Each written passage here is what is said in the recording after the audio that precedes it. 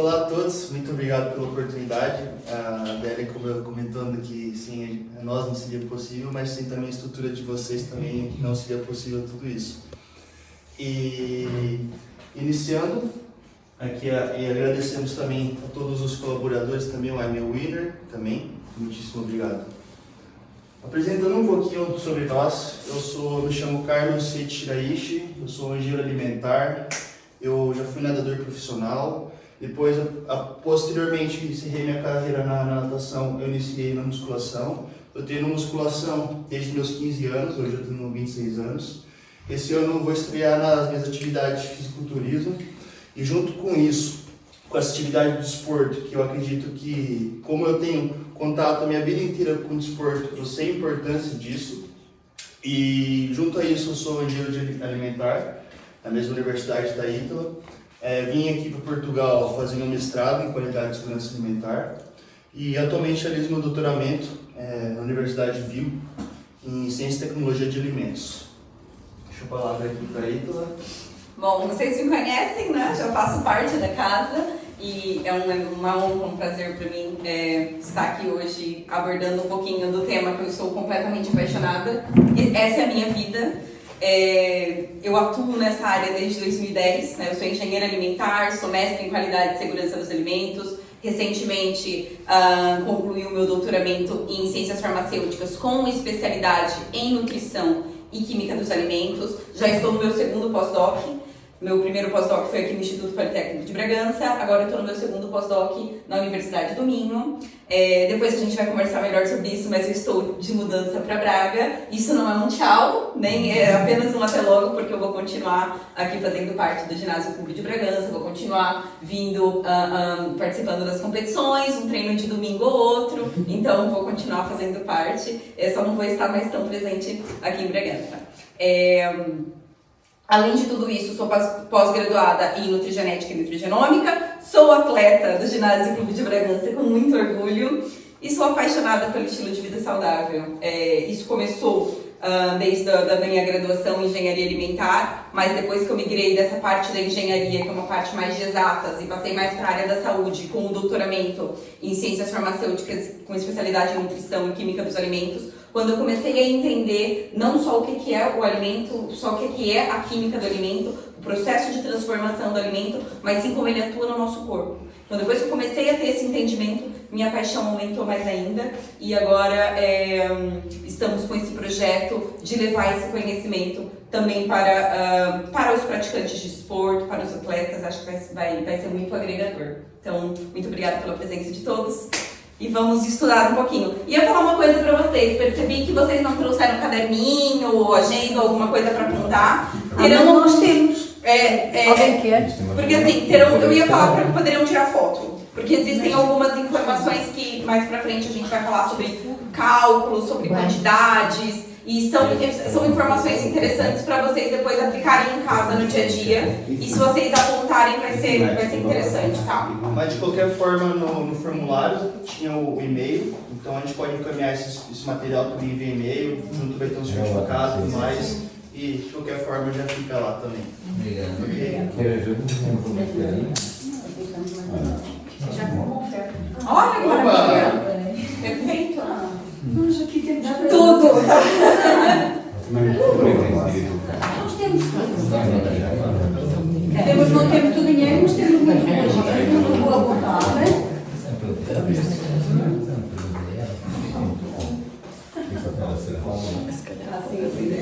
Se durante a palestra eu lhe quiser água,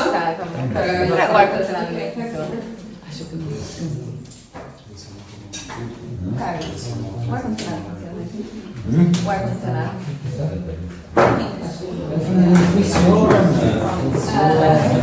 Não tem calor? Não, mas também podemos abrir Recebem ofertas e tudo. melhor? Só que o pessoal não dormir, né? Toma, desculpa. Desculpa, não queria ouvir. Nem de longe, nem de perto. Obrigado. Mas abrimos a janela.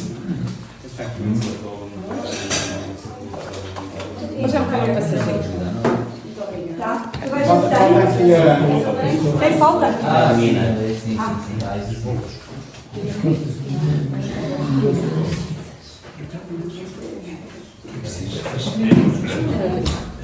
Estamos no tempo.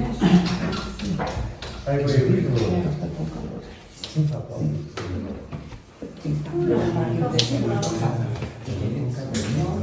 Alguém vai dar com a cabeça. Era que se calhar tinha que deixar isso. Não, ainda não. Não, é minha que Perfeito, todo mundo com material já. Para animar vocês aqui um pouco, nós temos alguns brindes da New Winner. Então, durante a palestra ali, eu vou comentando e dando informações e eu vou fazendo algumas perguntinhas. E quem acertar essas perguntinhas leva para casa um brinde, ok? Primeiro módulo que nós vamos iniciar é sobre macro e micronutrientes. Alguém poderia me dizer? Alguém tem ideia do que é um macronutriente? macro grande. Macro é grande, exatamente. Já matou a metade, né? E nutrientes, galera? Vocês sabem o que é nutriente? Proteína, hidrato. Exato, proteínas, hidratos e lípidos. Ok? Ah, pensei que era titinho, peixe. E neste contexto, eu abordo com vocês sobre as escolhas, né? As escolhas dos macronutrientes. Tanto esse caminho quanto o outro caminho, que aqui só tem verduras, mas poderíamos colocar, por exemplo, carnes magras, arroz e coisas mais saudáveis. Todo dia nós temos escolhas, né? E essas escolhas baseadas nos macros são muito importantes. Por que são muito importantes? Porque o que você é o que você come, ok? Então o que acontece? Se você se alimenta muito de fast food, se você se alimenta de comida muito rica em alimentos que te geram inflamação e pode causar consequentemente no futuro problemas mais complexos, isso é diretamente muito ligado à sua alimentação e ao seu estilo de vida, certo? Então, o termo nutrição, eu venho aqui deixar claro que eu e a Ítala, nós não somos nutricionistas, nós não viemos falar exatamente, vocês têm que fazer isso. Por isso que tem importância de um profissional. Nós viemos aqui esclarecer os conceitos para vocês, o que é e dar dicas sobre como funciona no nosso organismo essas coisas, ok? Isso vale reforçar que isso tem que ser ajustado à sua idade, ao seu sexo. Hoje em dia, com as tecnologias, conseguimos até acoplar os mecanismos genéticos para saber quais são os melhores tipos de alimentos para vocês. Muitas vezes vocês se alimentam de um tipo de, por exemplo, arroz, e você não sente tão bem. Então existem testes genéticos que conseguem ser feitos para nós analisarmos isso. Diante nesse contexto, eu abordo aqui, não sei, eu creio que vocês são mais de longas distâncias, né? Mas diante ali do contexto da corrida, aqui eu coloco dois exemplos de grandes atletas, e esses grandes atletas têm grandes mudanças em si. Os dois em comum correm, mas são tipos de corridas completamente diferentes. Existem tipos de alimentações completamente diferentes, ok? Vocês conhecem esse atleta? Já ouviram falar dele? Já? Ele é fera, né? Maratona é. É fera porque a gente nunca correu para connosco. Boa. Venha para chegar a Não vai ver. Não se vê contra nós. As nossas subidas, depois quero ver. E diante desse campeão, né? Ele é 2 vezes campeão olímpico e ele recentemente postou em suas redes sociais um comentário: para comer, o seu corpo precisa de combustível e energia suficientes. Então, você está pronto para começar. E aqui eu coloco um pouco, brevemente, sobre a alimentação dele. Eu acabei não conseguindo encontrar tanta informação tão compacta, mas ele fala que ele se alimenta de frutas, de bananas, ovos, para recuperar a energia que ele acaba perdendo. Nos dias de corrida, de prova, ele gosta de comer leite com cereal e... Olha, Deus. Peço desculpa. Não tem problema. E se não se encontra leite cereal, ele opta por aveia. A alimentação dele é um pouco peculiar diante do país que ele é, então não é comidas tão comuns. Por exemplo, ele almoça todo dia ele almoça todo dia o galho com carne magra e um pouco de manguru. Isso parece muito difícil de entender, mas é basicamente essa massa como se fosse um arroz com couve, ok? E essas carninhas picadas. Quando nós falamos já de um outro atleta que necessita de mais energia, mais explosão, é diferente o contexto, ok? Por exemplo, com ele eu já consegui identificar ali suas refeições e com certeza, não preciso ter isso claro, mas com certeza absoluta, são quantidades completamente diferentes.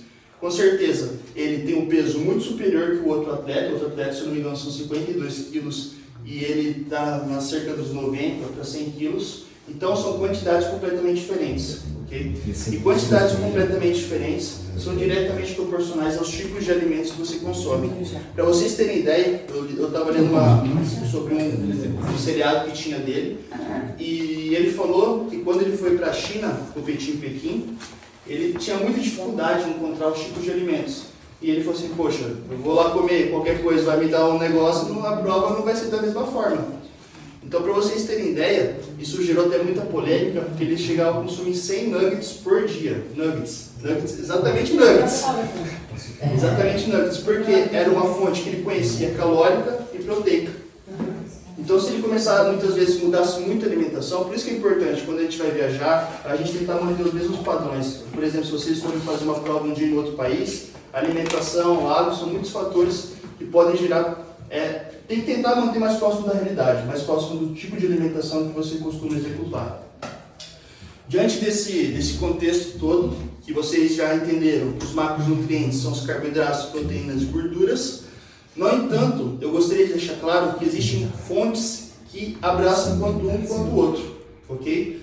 Por exemplo, muita carne. Se você comer uma carne cheia de gordura, ela não vai ser só proteína, ela vai ser proteína e gordura. Queijo, proteína e gordura. Por exemplo, exemplos de carboidratos, somente carboidratos, pães, arroz, batata, milho, pasta.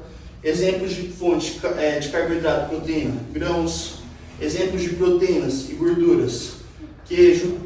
No entanto, essa imagem aqui, eu vou dar 30 segundinhos. Tem um erro. Alguém consegue identificar o erro dessa imagem? Valendo, aqui pode escolher uma barrinha ou um isotônico. O gel, perdão. Está escrito isotônico. É o cogumelo das proteínas. O leite. O leite? Calma, Pera, uma pessoa. Quem é o primeiro? Foi 3 segundos, deixa-me ver toda a gente. O ovo. Pera, vamos por ordem. Não. Vamos por ordem. O cogumelo, proteína. Ok. É errado. Oi? O peixe, o salmão. Sim. O peixe, o salmão. Mas só que, exato. No caso aqui tem muitas fontes, por exemplo, o salmão. Dependendo, o salmão tem muita gordura também. Então por isso que ele poderia estar facilmente aqui no meio. O cogumelo não exatamente é uma fonte de proteína, ok? Mas também não tem muitos hidratos, tem muitas gorduras. Então comparado aos outros macronutrientes, ele tem mais proteína em si, ok? Qual que foi? Você falou leite, né? Exato. O leite aqui é um pouco mais delicado. Por exemplo, se a gente... Depende do tipo de leite. Depende do tipo de leite. Se vocês tomarem um leite gordo, enfim. Mas só que como aqui não está definido exatamente, então você escolhe aqui, ó. Então ganhou, pô, não dá? O leite? Porque, por exemplo, aqui não está bem definido. Se é um leite desnatado, se é um leite magro, entendeu? Aí é um erro. Mas, por exemplo... Ele nem está com fome, não? Mas, por exemplo, um que eu vi erro muito grave foi essa batatinha. Que a batata, majoritariamente, ela é carboidrato. Só que como ela é feita, foi englobada aqui. Então isso aqui tinha que dar a mão com isso aqui, né? Então, mas, ó, o que você escolhe aqui, ó? O gel? Minhas vergonhas. Varinha? Aqui, ó, parabéns. Obrigado. Ok. Opa! Perfeito. Ninguém não gosta aqui de uma picanha, esse horário. Então, por exemplo, esse seria um grande exemplo de uma proteína e uma gordura. Se você optar por comer só isso aqui, com certeza isso aqui você não entra dentro daquele círculo, ok? Outro exemplo, um exemplo que não tem como a gente alterar. Não sei se vocês já ouviram falar de Wagyu, carne de Wagyu, Kobe beef. Não? É uma carne que a gordura ela não fica entremeada, ela não fica em volta, ela fica durando dentro da carne. Esse aqui é um boi japonês que vocês gostariam de estar dentro desse boi, que ele recebe massagem, ouve música clássica. Sim. É só coisa boa, só aqui, ó. Fica só aqui, passeando. Parece um pouquinho também, não? Exato. Não tem. Chama marmoreio, isso, né? Marmoreio da gordura de carne. Isso aqui é incrível. No entanto, voltando para a realidade, né? Então vamos voltar para a realidade. Essa é não. Essa agora, peito do praia, Exato, então voltamos aqui para as carnes mais magras, para as excelentes fontes de proteínas, ok? Fontes limpas de proteína. Diante desse contexto das proteínas, eu gostaria de ressaltar que além dos hidratos, as proteínas são muito importantes, porque elas são diretamente proporcionais ao desempenho na maratona, na menor redução de massa pós-corrida, porque vocês imaginam, vocês correm, vocês têm um baita desgaste, e esse desgaste tem que ser recuperado, ok? E a proteína está diretamente relacionada com isso. E também melhora as alterações pós-corrida de índices bioquímicos. Mas eu tenho uma pergunta para vocês. O que é uma proteína? Uma aminoácido. Não vou não desculpa. Uma proteína não é exatamente um aminoácido. Uma proteína é um conjunto de aminoácidos. São todos aminoácidos dando uma mão para o outro. E esses aminoácidos podem ser de diversas constituições diferentes. E as proteínas apresentam importância para o nosso corpo. Muito se fala assim, tá fazendo ginástica, fazer proteína, sei lá o quê. Mas a proteína não é só ligada à massa muscular, ok? Por exemplo, eu tenho colegas que viram vegetarianos e do nada começa a cair cabelo, começa a quebrar unha. Por quê? Porque não consumindo quantidade de proteína suficiente. Porque quando você se torna vegetariano, é muito mais importante você ter a noção dos macronutrientes. Porque senão você muitas vezes consome muitos hidratos, muita gordura, mas sua proteína está lá embaixo. E o que acontece? Porque o crescimento de cabelo, de unhas, é diretamente ligado com as proteínas, porque são elas que geram os substratos para eles acontecerem, ok? As contrações, os movimentos, a actina miosina, não sei se vocês já ouviram falar, os tendões, a enzima amilase mesmo é uma proteína. O que é amilase? É que quando você come qualquer coisa com carboidrato, a digestão começa sempre na boca, no estômago. São essas proteínas, as amilases. Carlos, eu tenho uma pergunta sobre a proteína. Não sei se vou a tempos, se calhar ainda não é o tempo exato para fazer a pergunta, mas quando é que a gente deve consumir a proteína? Antes ou depois do nosso treino, da nossa prova? A proteína, ela não deve, aí ela vai abordar um pouco mais sobre isso, mas a proteína é interessante você ter uma quantidade de proteína de consumo e fracionar ela ao longo do dia, porque não consumir ela direto de uma vez. Porque a absorção ela vai aumentando. Imagina, a gente aqui a gente trabalha, a gente vai correr, todo mundo vai correr. Mas a gente só tem 20 pessoas, a gente só tem 5 pares de sapato. Então ela fica limitada e a gente acaba descartando ela. Então o horário correto é você nas suas refeições sempre ter uma porção de proteína, ok? Seja mais ou menos. E aí ela vai reforçar um pouco mais sobre as provas, ok? Em termos da proteína, é muito importante a gente saber o tanto que a gente vai comer, se é muito ou pouco, ou se é o tanto ideal, porque se comer muito, vai dar problema, né? Vai dar problema. Não dá para ir todo dia no churrasco comer rodízio lá e desce picanha, né? Não dá, gostaria, né? Mas não dá. Então, existem problemas como, por exemplo, sobrecarga nos rins, dificuldade de digestão, aumento de ganho de peso, aumento de níveis de colesterol, que são ligados com diversos problemas cardíacos e no corpo.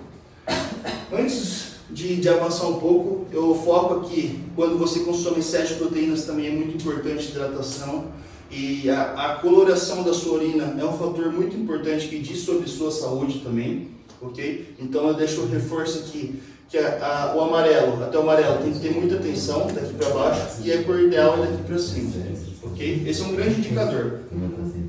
Se ela olhar para os chifres, Tem que olhar.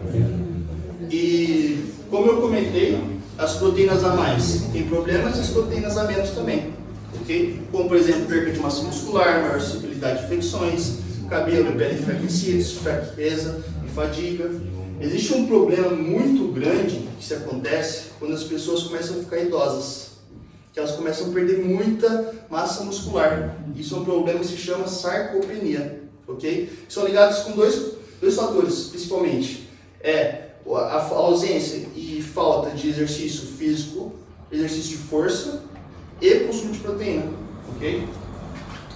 Então, por exemplo, por isso que muito acontece, às vezes o vô vai tomar banho, escorrega e já quebra a perna, porque não tem a capa de músculo para proteger diretamente. Então, acaba tendo um cisalhamento muito alto, um choque muito alto. Diante desse contexto, para nós aprendermos um pouco, não é porque eu estou comendo 100 gramas de frango que eu tenho 100 gramas de proteína. Cada alimento em si tem suas proporções de proteína, ok? Então, por exemplo, em 100 gramas de frango, existem 31 gramas de proteína de frango cozido. Mas para a gente ter essa ideia, ok? E os hidratos de carbono.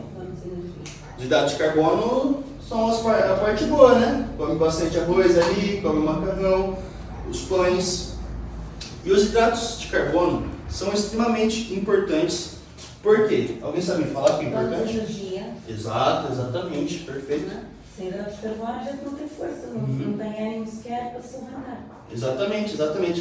Os hidratos de carbono são a nossa fonte primária de energia, ok? Como se fosse a gasolina do carro, ok? Existem os carros elétricos e tal, mas também existem as fontes primárias. Talvez com vocês não entre nesse contexto, mas é muito demonizado por algumas pessoas os carboidratos, comer faz muito, sei lá o quê, e creio que aqui não seja uma realidade, né? Que todo mundo já tem essa consciência da importância do carboidrato. Só para deixar claro o que é um carboidrato, o carboidrato ele é composto de carbono, hidrogênio e oxigênio. Sua estrutura básica é um carbono com uma água, por isso chama carboidrato, como se fosse um carbono hidratado, ok? Carboidrato não, perdão, desculpa, hidrato de carbono. Você vai no automático, me desculpa. É tradição. Me desculpa. E diante desse contexto, ela é, como a colega disse, que ela é a principal fonte primária de energia. Ela pode ser armazenada em duas vias nossas, tanto no fígado quanto em músculos, na forma de glicogênio. E ele é utilizado para todo esse trabalho celular, ok? Existem tipos de carboidrato. Alguém já ouviu falar nisso? Isso eu já não sabia. Não? Já? Eu já os estudei todos, mas já não lembro de nada. Monosacarídeo. Conhece mais a glicose, né? A frutose, natural da fruta. Perfeito. Existem 3 tipos de carboidratos. Como a gente consegue ver, mono, como se fosse um, di, 2 e poli, vários. Então assim já esclareceu alguma coisa, né? Então o que acontece? Os monossacarídeos são os mais simples, ok? E com isso a gente vai aumentando a complexidade deles. Por exemplo, açúcar, fruta e um amido. Então a ideia de mostrar para vocês é que existem tipos de carboidratos diferentes que têm interesse em ser consumidos em tempos diferentes, ok? Então por isso que é muito importante vocês terem essa percepção. E outra percepção também é o índice glicêmico. Não sei se vocês já ouviram falar de índice glicêmico. Já? Já? Então, valendo uma barrinha ou um gelzinho. O que é o índice glicêmico? O açúcar no sangue. Não, mas alguém tem que levantar. Vamos falar de uma vez aí, né? É glicose no sangue, não é? Então, levanta a mão e responde. Vai, Não, você está... Levanta a mão, até devia ser. Não, o quê? É o açúcar no sangue. Não, é o índice glicêmico do alimento. O índice glicêmico do alimento. Ok. Pronto, ninguém ganhou agora. Ninguém O alimento tem, né? A sua composição. Isso é a glicemia, né? A gente Aí, fala de índice glicêmico no alimento. Aí deu a resposta, não tens de... Não dei a resposta. Estou falando que a pergunta dele é para responder específico se vocês sabem o que o índice de glicêmico no alimento. Como? Ingerir esse alimento, o açúcar vai aumentar depois no cérebro. Exato, esse índice é muito importante, principalmente para quem é diabético.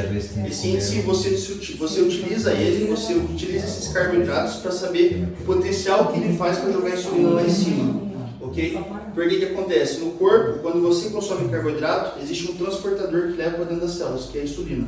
E quando você consome alimentos com alto índice glicêmico, você libera grande quantidade de insulina para jogar para dentro, ok? É um conhecimento que a gente poderia falar a tarde inteira sobre isso, mas é legal ter uma concepção desse conceito. E se comer carboidratos a mais? Como eu comentei, resistência à insulina, diabetes, obesidade, doenças cardiovasculares. Também, pessoal, até a nível físico engordamos, não é? Claro. Não nos mexermos o suficiente para os queimar, não é? Sim. E lá tem essas doenças também associadas, não é? Claro. O meu pensamento é assim, né? Lá atrás, quando todo mundo tinha que caçar para comer, era caçador-coletor, ninguém ficava sentado ali mexendo no computador, né? Então, nossa genética, a gente já foi feito para estar em E movimento. normalmente a caça corria mais do que o caçador, portanto não caçavam tanto quanto o Os corredores daquela época deviam ser bons, né? Na altura não havia maratona. Era estilo. Temos de passar a ir a correr Agora é mais pesca. Agora a pesca para o Brasil. Se vê um leão atrás, você quer ver se não vira um corredor, né? Aliás, há uma publicidade em que estão dois Sim, das sapatilhas, não é? sapatilhas, um está de sapatilhas outro sem, porque parece um leão. Está sem. Maravilha. Vai ser comida. Tens direito a barrita, por isso. Então, nesse O Helder não quer aumentar a sua insulina. Então, diante desse conceito, como a colega falou, quando a gente consome pouco carboidrato, a gente sente fadiga, cansaço, dores de cabeça. O corpo, que é a nossa máquina, anda mais devagar, né? Só um exemplo aqui de batata. Quando a gente fala de batata, é a mesma coisa do frango, só que é uma fonte diferente, não é uma fonte de proteína, é uma fonte de carboidrato. E a cada 100 gramas tem 18 gramas de carboidratos. Por exemplo, se a gente for ver a proteína, tem um pouquinho só, 1,4. Então ela é uma fonte majoritária de carboidrato. Ok? E os lípidos? Os açúcares. Não, os açúcares são os carboidratos. Gorduras. É diferente. Eu tenho uma curiosidade, por que os lípidos são importantes? O que é aquilo? Os lípidos são importantes. Também são produtores de energia. São uma gordura para proteger Aliás, as articulações, são depois já levam nós uma quando coisa damos da outra. o essencialmente intensidade, vai buscar energia à nossa... Exatamente.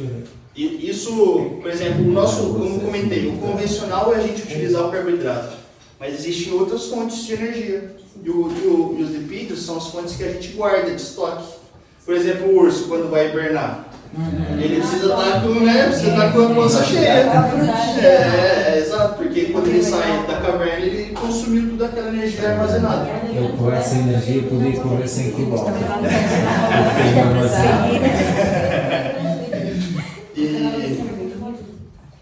E nesse contexto, as gorduras são... Oi? Estava ali a falar relativamente à questão de lesões em atletas, que isto é interessante, porque passa a vida lesionado a correr, mas tenho que pensar que se é mais gordura, abacate, etc. É importante. Eu corri mesmo.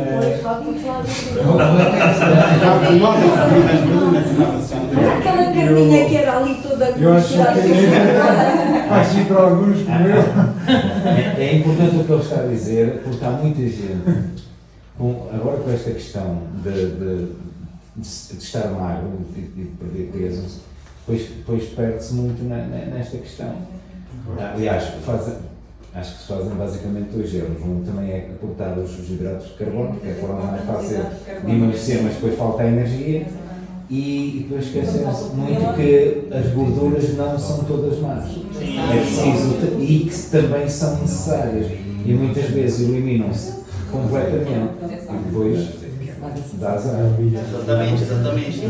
A gente vai chegar um pouquinho lá, principalmente para falar ali, só reforçando que os lipídios têm essa propriedade de reserva de energia, de isolante térmico, e é componente de diversos mecanismos do nosso corpo, especialmente os hormônios de bem-estar, essas coisas todas. Por isso que é de grande importância a gordura. Para dar um exemplo, todo mundo gosta aqui de uma azeitoninha, né? Uma azeitona, ela é uma fonte ali de gordura, né? Também é uma fonte de carboidrato, mas a cada 100 gramas de azeitonas, 11 gramas é de gorduras, ok? Quem diria? O azeite tem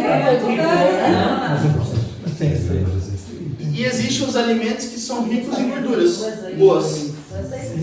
Mas da oliveira não tem tanto. Além desses 3 aqui, alguém saberia falar um alimento que é rico em gordura boa? Além desses 3. O ovo, exatamente. Que nem o ovo. O ovo, exato, o abacate. O ovo. Agora peço desculpa. Eu sou viciado em manteiga de amendoim. Sim. Com muita manteiga de amendoim, mesmo muito. É uma gordura boa. Sim, exatamente. Mas a gente vai ver. Aliás, eu sou a uma refeição é a manteiga de amendoim. Onde que eu falo muito, foi manteiga de amendoim. Só experimentar manteiga de amendoim.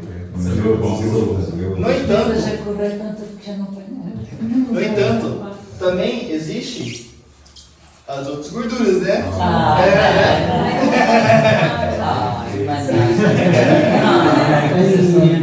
Eu não como batatas fritas assim. Também não. Depois já. Ou se falar muitas vezes, por exemplo, uma pastelaria, com uma quantidade variada de bolos, com o pastel de nata, ainda é dos menos faz. Tem que ver a composição, Às né? vezes olhamos para um bolo de arroz e achamos, É o pior, tão sequinho, Está cheio de óleo. Está cheio de óleo. O pastel de nata é manteiga. Mas, por exemplo, a gordura que é presente aqui, É mais o interior, se calhar. não, a gordura que é presente aqui, ela não é que ela é má, não, mas você consumir muito dela. Sim, a quantidade, né? Exatamente. Em excesso é que é bom. Exatamente. Porque a gente necessita dessa gordura, chama gordura saturada, para o nosso corpo. Ok? E o que define uma gordura boa e uma gordura má? Alguém vai ler uma barrinha. Ou um gel. É gordura boa ou fácil? A saturação. É saturada ou não saturada. Exatamente. Tem uma barriga. Maravilha.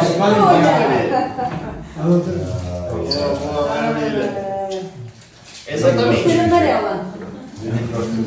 Agora voltando para as aulas de vocês lá de química, de muito tempo, para quem não tem contato com isso na profissão, é basicamente como ele disse, é a saturação ou não, ok? Saturação, para quem lembra lá de trás, é uma ligação dupla. Não sei se vocês lembram da ligação dupla. Essa ligação dupla que ela determina se ela é saturada ou insaturada. As saturadas são as gorduras que a gente não tem que consumir em grande excesso. Mas até as insaturadas têm quantidades limitadas, ok? Por exemplo, quando a gente fala das gorduras insaturadas, aqui a gente coloca os ômega 3, os ômega 6, os DH, o EPA, não sei se vocês já ouviram falar, perfeito. E a mudança é exatamente essas duplas ligações. Por exemplo, o que atribui o ômega 3 é que ele tem uma dupla ali no carbono 3, ok? Exatamente, salmão. Salmão tem ômega 3. Exato. Por isso que o ômega 3 nós conseguimos encontrar de origem marinha, nos peixes, ok? E o difícil disso, dos ômega 3, que tem essa especificidade. Por isso que muitas vezes quem não consome sempre o peixe, é importante suplementar. Mas pelo DH e pelo EPA, que é diretamente ligado com a saúde dos olhos, saúde do cérebro e os problemas cardiovasculares. Okay? Muita gente acha que, eu vou começar a consumir ômega 3 agora, já vou transformar, vou virar outra pessoa. Não. São coisas a longo prazo, ok? São benefícios a longo prazo que se sente. Só uma coisinha, porque tem muita gente que gera essa curiosidade. Mas e se eu for vegano, da onde eu vou tirar o ômega 3? Das algas, tá? Tanto porque os peixes, na verdade, eles fazem essa síntese porque eles comem algas. Então, uma fonte vegetal de ômega 3, EPA e DHA, a gente pode encontrar também nas sementes, só que é o ALA, é diferente, é um pouquinho mais complicado, mas esse ALA não converte depois no nosso corpo com essas funções anti-inflamatórias, a gente precisa mesmo do EPA e do DHA, e pra gente encontrar EPA e DHA de origem vegetal, não vai ser nas sementes, vai ser nas algas, em forma de suplementação, já tem suplemento de ômega 3 proveniente de alga, então quem for vegetariano ou vegano pode estar se beneficiando das algas, tá? Perfeito. Agora, fechando, alguém tem alguma questão ali sobre o primeiro, os macronutrientes? Não? Entenderam tudo? Só dizer que Mais ou menos? Não, mas a minha ideia era aqui era mostrar, deixar claro, proteína, carboidrato e gordura. E saber suas distinções. Existem os macros, existem os micros. Vou lendo uma barrinha aqui. O Mugel. Alguém consegue me responder o que é um micro? Não, dá exemplo. Vitamina e mineral está escrito ali. Vocês têm que dar exemplo do que é, quais são diferentes tipos de vitamina e diferentes tipos de minerais. Então deixa mais difícil. Vitamina D, C, magnésio, potássio. Jorge merece. Jorge, margem branco. Aqui, ó. Jorge merece. Até porque está participando desde o início. Mas também não quer dizer, porque diz que é tendencioso. Pensei que ele deve responder. Ficar na cadeira. Hã? Pensei que ias ficar com a cadeira. Todas as aulas. Perfeito. Por exemplo, nós temos ali a matéria-prima, o cimento da construção, que são os macronutrientes, e temos os pedreiros, que precisam dessa coisa para trabalhar, que levam uma coisa de um lugar para o outro, que ajudam os processos a ocorrerem. Seriam mais ou menos os micronutrientes, que são coisas essenciais para os grandes processos ocorrerem eficientemente, ok? Então, aqui eu coloquei algumas, depois quando vocês receberem esses slides vocês vão observar que quando se fala da importância do consumo de alimentos de várias cores, de ter uma alimentação diversificada, é nesse contexto dos micronutrientes, ok? Como as vitaminas e os minerais. Para terem uma, por exemplo, a vitamina C, que todo mundo conhece, no caso da laranja, exato, que reforça para não ficar doente, fósforo, magnésio, são coisas essenciais. Nesse contexto aqui,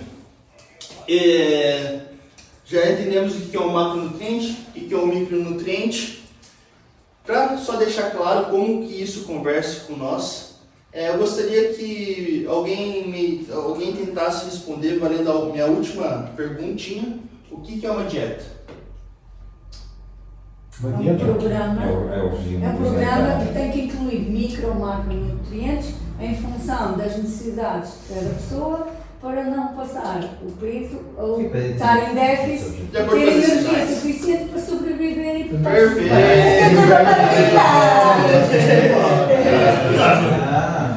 Merecia duas é mais forte. Não posso escolher. As coisas bem ganha, gostei é dos garotos, é dos garotos. É goma. Eu gostei o popper. É exatamente isso. E vale ressaltar só que uma dieta, como a Adélia disse, é exatamente isso. E é muito importante sempre pesar os alimentos para saber a quantidade que vocês estão consumindo, ok? Para saber a quantidade de macro e micro, ok? É muito importante. Muitas pessoas têm receio em termos de pesar essas coisas. É muito chato, sei lá o quê. Se você busca performance, se você busca otimizar os seus resultados, você tem que controlar essas variáveis, não tem jeito. É muito importante que seja algo que seja sustentável para você. Por exemplo, você tem que conseguir executar esse plano por muito tempo. E outra coisa também que eu deixo aqui como ênfase para a gente nunca demonizar os alimentos. Por exemplo, não é que um pastel de nata ele é ruim e não é para comer. Não. Os alimentos, existem horas certas de serem utilizados, ok? Se falamos em termos de performance. Por exemplo, o Usain Bolt, lá na China, comeu cerca de 100 nuggets por dia. No total ali, que ele comenta no documentário, ele comeu 1000 nuggets. Entendeu? Mas era porque era a necessidade dele. Ele estava lá na China, estava ali, era o que dava. E ele precisava dessa energia toda, ok? Então, eu deixo aqui só de ênfase também, que existem algumas doenças que são ligadas à parte alimentar, especialmente quando tem muita restrição alimentar, que são as compulsões e os transtornos alimentares. Quem que nunca ficou muito tempo comendo pouco carboidrato, sei lá o que, quando viu o chocolate, comeu tudo. E comeu não só uma, 2, 3, 4. Isso é uma compulsão, ok? Isso é o que acaba acontecendo, que acho que é legal reforçar esse Mas o chocolate vicia. Mas, por exemplo, não pode ser incluído. Se sua dieta for calculada nos macros, se você busca sua performance, pode ser facilmente incluso. Gosta de chocolate? Proteína de chocolate. Introduzir um bocadinho e todos estes comam chocolate inteiro. Não dá para comer só um bocadinho. Mas a chocolate é o açúcar de chocolate. Exato. O problema aí não é o cacau, né? E para quem tiver interesse de saber como está a sua alimentação, eu deixo uma tarefa e tem um aplicativo aqui que como chama Fat Secret. Esse Fat Secret, se vocês pesarem a alimentação de vocês e incluírem nesse aplicativo, vocês conseguem ter ideia de quantos macronutrientes vocês consomem ao dia a dia. Certo? Então, esse aqui é um resuminho do que eu abordei para vocês. Se vocês têm alguma dúvida, basicamente foram os macronutrientes, os micros e comentei um pouquinho de alimentação.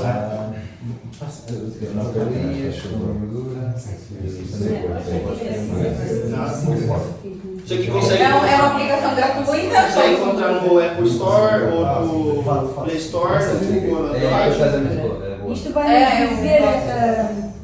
Por exemplo, você coloca lá a porção que você está comendo e ele vai te dizer por exemplo, a distribuição de macro. hoje de manhã, por exemplo, aqui uma fotinha aqui, ó. Hoje de manhã eu comi 2 ovos cozidos grandes, 3 fatias de pão branco e tomei o sumo de laranja. Ele faz assim, pum, pum, pum. Esses são os macros: proteína, carboidrato e gordura. E vai te dizer o total que estás em Sim.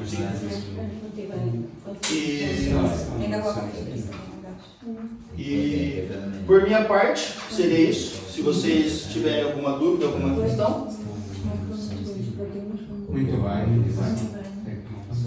Deu para dar uma clareada um pouquinho a mais? Perfeito. Já fiz durante um mês.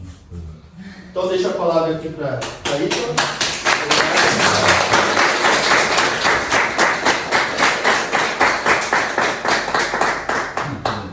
Eu sei que vocês estão com fome, eu sei que vocês querem o lanche. Eu vou tentar ser breve, mas é muito importante trazer toda essa informação que o Carlos passou, mais específica para a nossa área, que é a corrida, né? O Carlos trouxe aqui informações sobre o que são os macros, o que são os micronutrientes, e é importante a gente ver como que a gente aplica toda essa informação dentro do nosso esporte, dentro do nosso desporto, que é a corrida. Então eu vou estar abordando com vocês assim, de uma forma, claro que de uma forma mais geral. A gente aqui vai estar falando sobre quantidades por peso, por isso que eu falei que seria interessante ter onde apontar, porque vocês podem apontar e fazer os cálculos em casa. Se eu peso 50 quilos, então é mais ou menos isso, tá? Isso aqui, gente, tudo que vai ser abordado aqui não é algo que é para vocês fazerem, é obrigatório fazer. São guidelines, são recomendações, são artigos científicos, é aquilo que já vem sendo abordado pela literatura. Então a gente fez um compilado daquilo que já vem sendo abordado na literatura para passar para vocês, e isso não descarta a necessidade de um profissional estar acompanhando de uma forma assim, mais perto, mais próxima de vocês, tá? Então eu vou falar sobre alimentos, superalimentos e a suplementação adequada, tanto na pré, tanto na intra, como na pós-corrida. Quando a gente fala de corrida, a gente pode estar falando tanto de treinos como também das competições. Tá? Eu vou começar com esse termo superalimentos para corredores. E eu também, a gente tem aqui ainda algumas barrinhas e alguns géis. Também quero estar fornecendo para vocês. Então já vou começar fazendo essa questão, perguntando para vocês se vocês sabem do que se trata o termo superalimento. Alguém já ouviu esse termo? Vocês sabem do que se trata? Levantem a mão, respondam e ganhem uma barrinha ou então um gel. Deixa eu te fazer uma pergunta. Claro. Ele fala que tem que consumir uma banana antes. Isso é muito importante? Calma que a gente vai chegar lá. Calma aí, calma, segura. Um superalimento é ser um alimento completo, não é? Tanto em gorduras como em proteína, que é o caso, por exemplo, do ovo, que é um alimento super completo. Durante muitos anos havia aquela ideia horrível que não se podia comer mais de 2, no máximo 3 ovos por dia, por semana. Pronto, esse mito foi-se.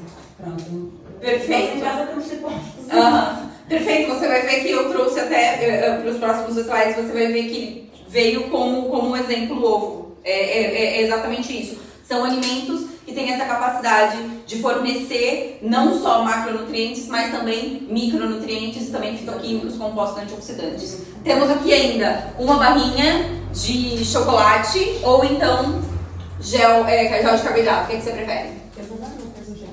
Eu prefiro o gel. Eu não se queixa. Muito bom, parabéns pela participação. Obrigada. A gente vê que o pessoal tá com fome, todo mundo tá pegando as barrinhas.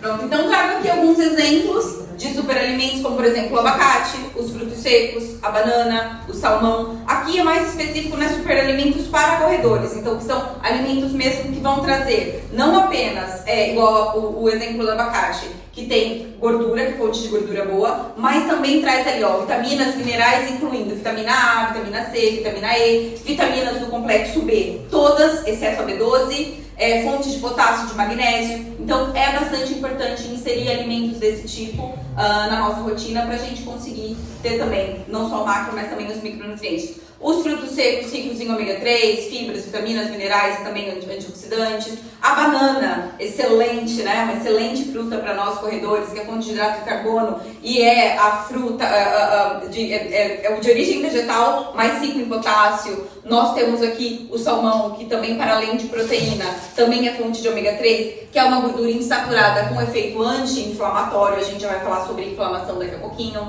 como o Carlos comentou. Então, assim, são alimentos bastante interessantes para nós corredores estarmos inserindo na rotina. Aqui trago o ovo, como foi comentado, mas também os cereais integrais, que são fontes tanto de carboidrato, mas também hidratos de carbono complexos, nesse caso, né? Fibras, antioxidantes, vitaminas, minerais e também aminoácidos essenciais. Então, para quem for vegetariano, quem for vegano, inserir cereais integrais na rotina também é bastante interessante, porque você consegue prover também esses aminoácidos essenciais. É claro que a quantidade vai ter que ser bem calculada, porque estes cereais não vão fornecer exatamente a mesma quantidade de proteína do que os de origem animal, vai ter que ser calculado, mas é possível sim retirar proteína de cereais integrais. Ovos, que é fonte de proteína, fonte de gordura boa, antioxidantes. A gente pensa, então os antioxidantes vêm só dos fitoquímicos, só das plantas, só das frutas, das verduras? Não. Nós também temos antioxidantes, igual no salmão tem ômega 3, nós também temos antioxidantes no ovo, os carotenoides da gema, né? Então a gente tem também como extrair antioxidantes também de origem animal. Nós temos aqui os hidratos de carbono com batata inglesa, batata doce, que também são excelentes, é também considerado um superalimento para corredor, para a gente estar inserindo como fonte de hidrato de carbono. Também tem fibras, também tem antioxidantes, vitaminas e minerais, tá? E aqui, nossa queridinha, né? Beterraba, não pode faltar beterraba para os corredores, também é fonte de vitaminas, minerais, antioxidantes e nitrato. Nitrato também temos no espinafre, que o nitrato depois ele vai ser convertido em óxido nítrico, que a gente vai falar sobre isso mais pra frente, mas também que é bastante importante para a performance do corredor. Deixa eu te fazer uma pergunta. Eu acompanho o doutor Laí, ele é um médico. Ele fala, se a gente cozinhar muito o ovo, ele perde praticamente todas as suas proteínas. Não, existe ali uma desnaturação da proteína. Da proteína, mas você não vai perder a proteína. A gente tem que deixar a água ferver e cozinhar por 8 minutos. Se passar disso, o ovo já perde as suas proteínas. Não, muita coisa vai levar em conta. A gente não pode falar com 8 minutos, porque a gente vai no mercado e tem ovo S, M, L. O ovo S vai cozer muito mais rápido do que o L. A gente não pode chegar e determinar que o cozimento de um ovo vai ser 8 minutos, porque depende do tamanho do ovo também. Mas tem que ser com a água fervendo, né? Você vai deixar o ovo ali em ebulição. Mas aí também tem outra questão que tem toda uma questão microbiológica também, que a gente precisa cozer bem a gema, porque senão pode acontecer casos de salmonela se tiver, tem toda essa questão que a gente precisa passar dos 70 graus, então essa gema tem que ser cozida, tem que atingir os 70 graus, por essa questão microbiológica, mas não, você cozer o ovo e a gema ficar completamente cozida não quer dizer que você está perdendo a proteína, você vai ter uma proteína desnaturada, mas senão seria o caso da carne, a gente assa a carne, a gente cozinha a carne, né? Tem uma desnaturação da proteína. Tem muita gente que coloca o ovo para cozinhar e esquece. É praticamente já perdeu a proteína. Não, é o que estamos falando, a proteína não, o que vai acontecer é uma desnaturação da proteína, ela não vai sumir dali, você não está degradando, o que aconteceu foi uma desnaturação da proteína, mas claro, nem além nem aquém, você não vai deixar 2 minutos o ovo, mas também não vai deixar 20 minutos o ovo. Por exemplo, qual que foi um fator que fez a humanidade avançar muito? Cozinhar os alimentos. Porque o que acontece? Quando nós cozinhamos os alimentos, nós absorvemos mais os nutrientes que são presentes, ok? Você facilita o processo de digestão. Fora o sabor, né? Comer um ovo cru, né? Vamos lá. Então, vamos falar um pouquinho sobre os compostos antioxidantes que eu trouxe aqui, falando dos superalimentos. Os superalimentos, para além de ter os macronutrientes, também tem micronutrientes, vitaminas e minerais, mas também compostos antioxidantes. E existe uma classe de compostos antioxidantes que são os compostos fenólicos. Esses compostos fenólicos já vêm sendo reportados na literatura como bastante benéficos para corredores. Não só para corredores, mas para praticantes de desporto, porque eles são capazes de diminuir a degradação das proteínas, aumentar a síntese das proteínas, reduzir o estresse oxidativo que acontece durante o exercício físico. O exercício físico gera um estresse oxidativo, né? E esses compostos fenólicos, esses compostos com propriedades antioxidantes, reduzem esse estresse oxidativo, melhoram a biogênese mitocondrial. A biogênese mitocondrial, as nossas mitocôndrias, elas são as nossas usinas geradoras de energia. E a biogênese mitocondrial quer dizer o quê? Que a gente vai estar tendo mais, a gente vai estar dando vida para as mitocôndrias, a gente vai estar gerando mais mitocôndrias, são mitocôndrias novas e mais funcionais, ou seja, convertendo em mais energia. E também melhorar a formação do tecido muscular, né, conhecido aí como miogênese.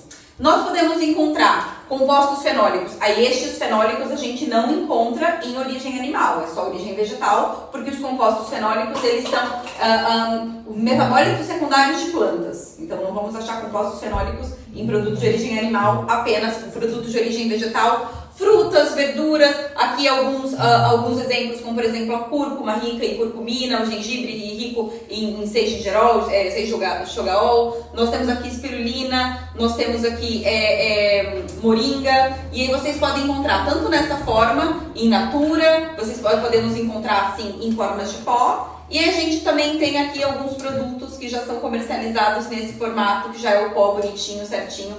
Eu gosto muito de fazer, todas as minhas manhãs eu faço shot, né, quando já é o shot funcional, que eu coloco em forma de pó esses superalimentos, misturo no limão, porque o limão é uma fonte ácida, ajuda no processo de absorção, então tomo esse shot e todos os dias de manhã já tenho ali uma dosagem de compostos antioxidantes sendo aqui ingeridos. Então já começo o meu dia com compostos antioxidantes, isso é bastante interessante.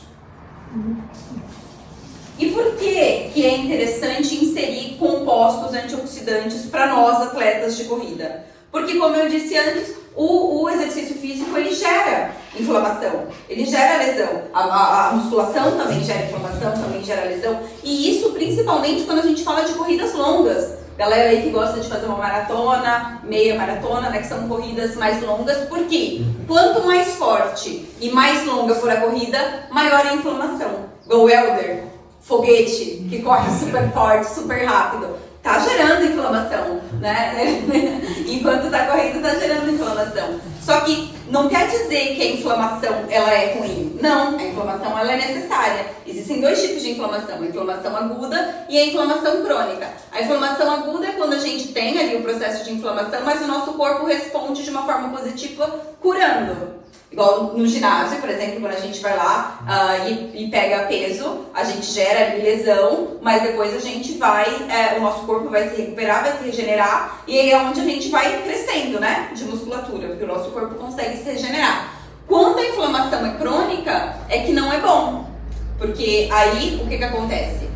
Principalmente quando a gente tem falta de sono, alimentação inadequada, treinos muito intensos. Então, quando o treino não está ajustado, né, quando a gente se submete, vamos supor, a gente não tem um plano de treinos bem ajustado e coloca lá todos os dias fazer treinos muito fortes ou longas distâncias, aí você vai estar o quê? Você não está recuperando, senão os dois ali já estão se olhando, né? Porque o que acontece? Está tendo inflamação e não está tendo tempo de recuperação. Aí está tendo inflamação, e aí vira uma inflamação crônica, né? Então, treinos muito extensos, pouco descanso, excesso de cafeína, excesso de álcool também promove e alimentação inadequada. Isso aqui é muito interessante, porque às vezes você está com um treino bastante intenso e a alimentação não está ajustada para a quantidade de treino que você está colocando, a intensidade do seu treino. Então, isso precisa estar bem casado, né? O treino com a alimentação e também o descanso, sono e tudo mais. Então, neste sentido, os compostos antioxidantes entram melhorando este cenário aqui, atuando também, ajudando no processo de recuperação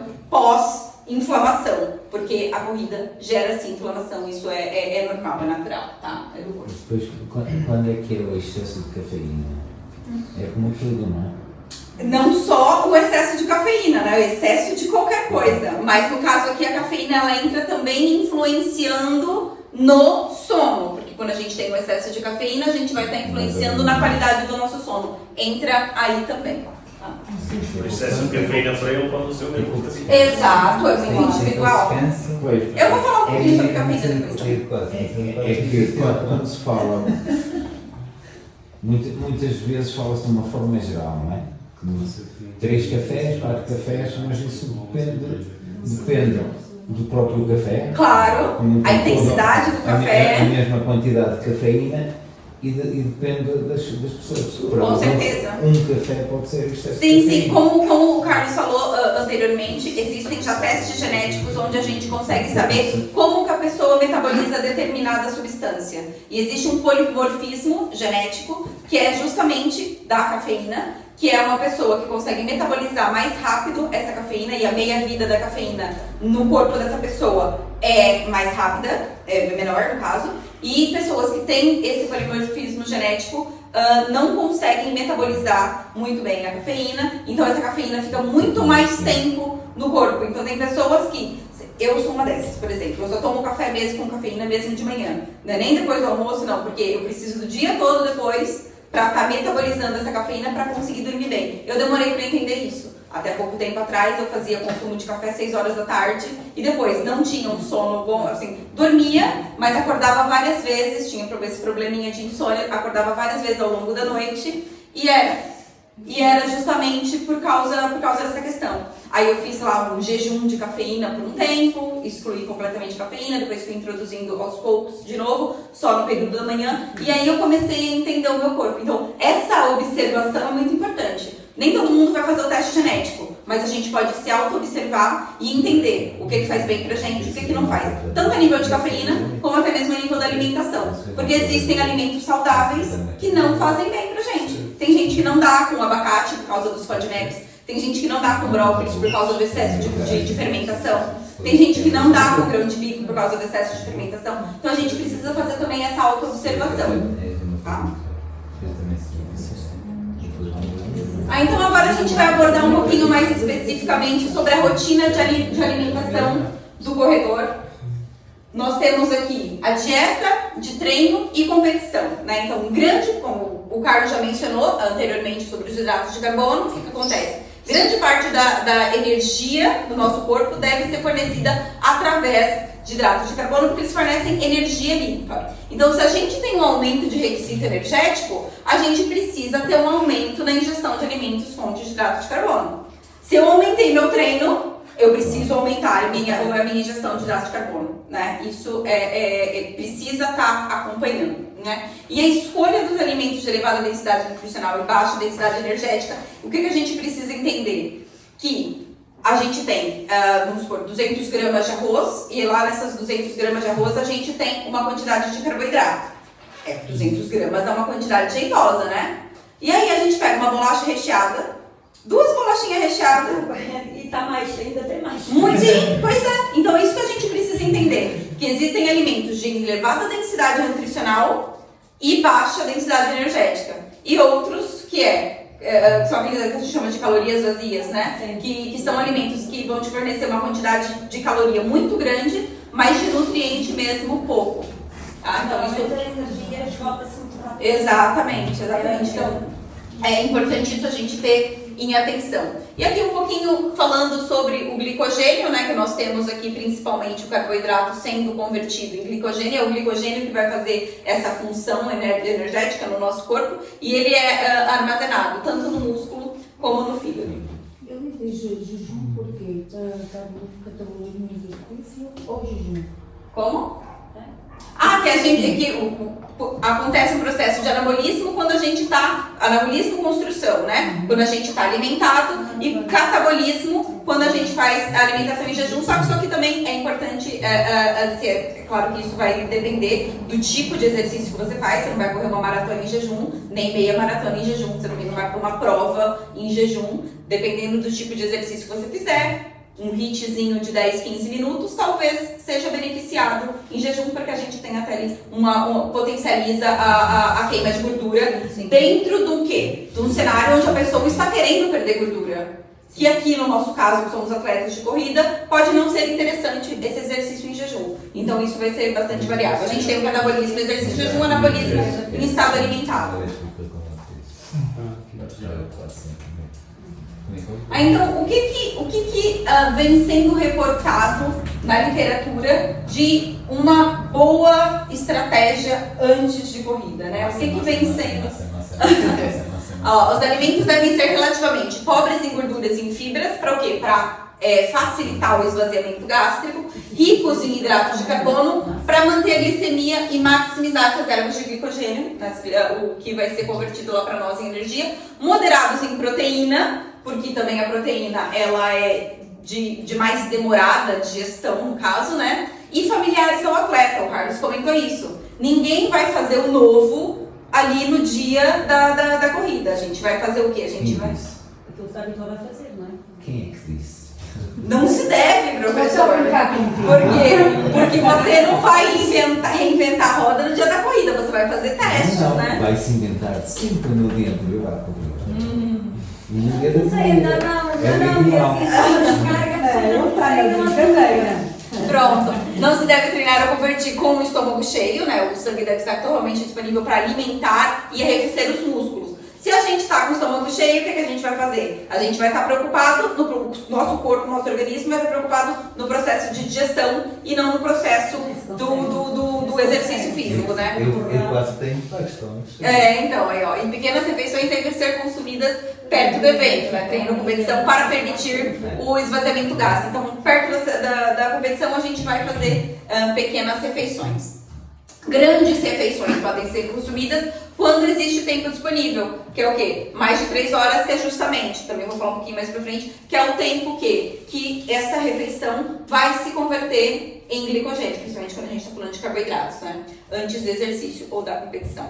Aí recomenda-se de 200 a 300 gramas de hidrato de carbono em refeições consumidas entre 3 a 4 horas antes do exercício, capazes de manter o desempenho atlético. Também são algumas recomendações que já vem sendo abordado na literatura, né? E aí dizem que um aumento de consumo de hidratos de carbono para 70% do valor calórico total de 5 a 7 dias antes da competição é geralmente associado a um melhor desempenho quando a duração do exercício é superior a 90 minutos. Então, o que vem sendo abordado? Sim, que esse aumento do consumo do carboidrato já começa uma semana antes. Você não vai se preparar no dia anterior da competição. Você já vai começando a fazer reserva, digamos assim, né? Principalmente se for provas longas, né? Superior a 90 minutos, a gente aí tá falando de... Dependendo de quem for, vai ser quase já a maratona.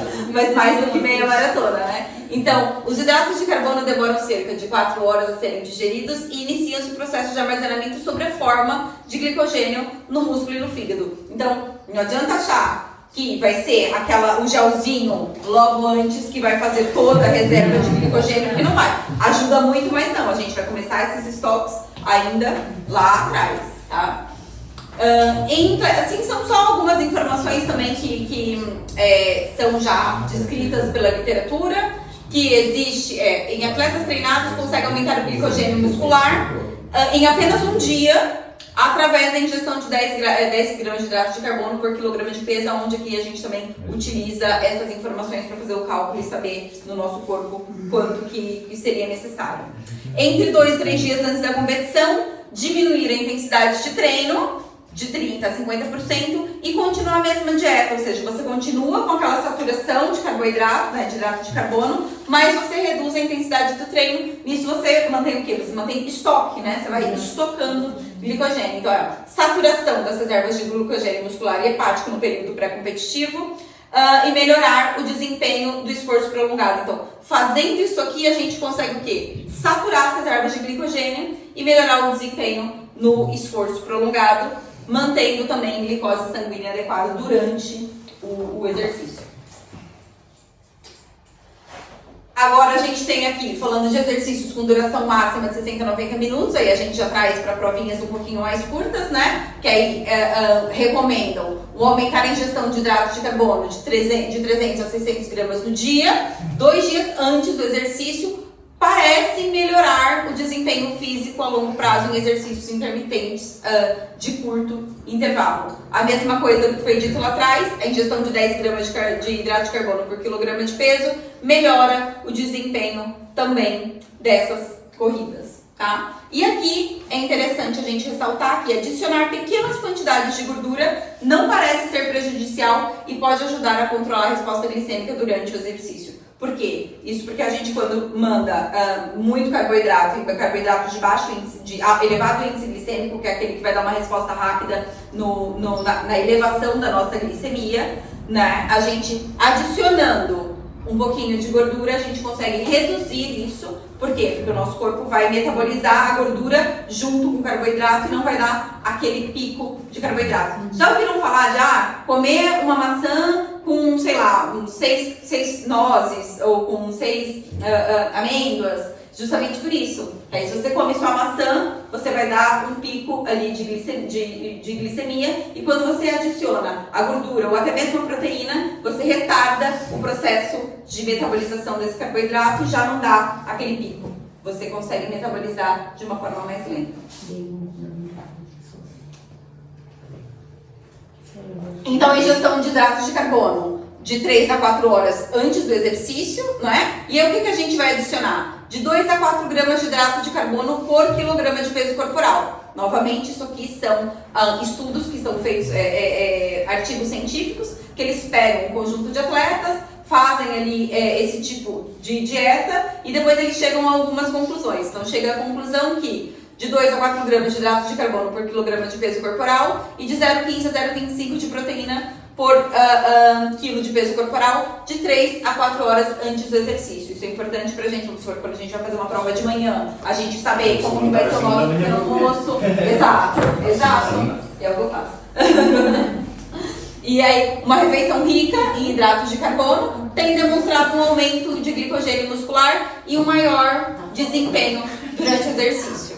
Isso porque promove uma maior oxidação do hidrato de carbono e uma maior utilização, então, deste glicogênio muscular. O hidrato de carbono sempre entrando aí, o hidrato de carbono junto também com a proteína, entrando antes. Vocês perguntaram sobre a proteína antes, eu também vou falar da proteína depois, a proteína também é importante depois, mas dentro de uma refeição, que é uma refeição mais pesada, de 3 a 4 horas antes do exercício, a proteína entra também numa proporção mais baixa do hidrato de carbono, mas ela também entra. Aí também existe a dieta durante a corrida. A gente, claro que existem pessoas que já fazem o consumo de gel, de carboidrato dentro dos próprios 10 km, mas também aqui aborda-se mais de exercícios de uma duração um pouco mais longa, como por exemplo uma meia maratona ou até mesmo uma maratona, né? Que a gente tem ingestão de carboidratos durante o exercício, parece ser a estratégia mais eficaz para aumentar o desempenho físico. Então, em treinos longos, em treinos ou em provas, né, o consumo de 0,7 gramas de hidratos de carbono por quilograma de peso corporal melhora o desempenho de esforço aeróbico. Também, dados retirados de estudos, né, que foram realizados. O que mais? Consumir hidratos de carbono durante o exercício é ainda mais importante em situações em que o atleta reduz o consumo. O que acontece? Quando a gente está dentro de um programa de perda de peso, por exemplo, e aí a gente faz uma restrição de energia, quando a gente faz a utilização desse hidrato de carbono durante o exercício, a gente tem um aumento. É uma situação assim um pouco lógica, né? A gente fez ali uma restrição energética antes, então quando a gente utiliza durante o exercício, a gente tem um melhoramento dessa performance. Aí deve-se ingerir de 30 a 60 gramas de hidrato de carbono por hora, sólido ou em gel, ou então de 300 a 400 mililitros de uma solução de hidrato de carbono ou eletrólitos, né? A cada 15, 20 minutos para manutenção da glicemia. E aí dentro de uma prova, você vai calcular, existem também vários planos que dizem lá que dentro de uma prova de 42 quilômetros, a cada quantos quilômetros que você vai fazer o teu consumo do gel de carboidrato, né? As pessoas vão lá e... Por que isso? Porque depende muito de qual é o seu tempo, de para quando você corre, né? Quantos quilômetros você vai fazer dentro desse tempo, aí vai ser dividido, sei lá, se vai ser no 12, depois no 17, né? Isso você vai gerindo conforme o seu tempo na prova, para você saber o quanto que você vai consumir. Daí que o gel não são todos iguais, se calhar não tem prova, usaram Exatamente. Tem uma informação interessante que eu também encontrei no artigo. Achei um bocado mais técnica, nem coloquei aqui, mas é interessante, porque existem géis que tem frutose, tem géis que são só de glicose, tem outros géis que são de glicose e frutose, e fizeram um estudo onde avaliaram esses géis e verificaram que aquele só de frutose não teve uma boa...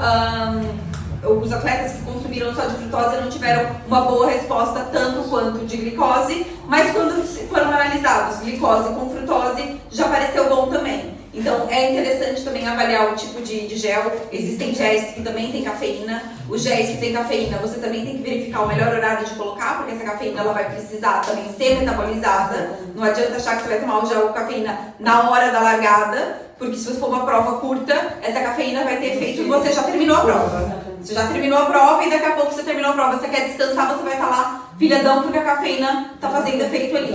Então quando você faz um tipo... ultra bom. Corre de novo, né? Sim, porque senão você tem que saber o horário adequado de inserir esse gel de carboidrato com cafeína.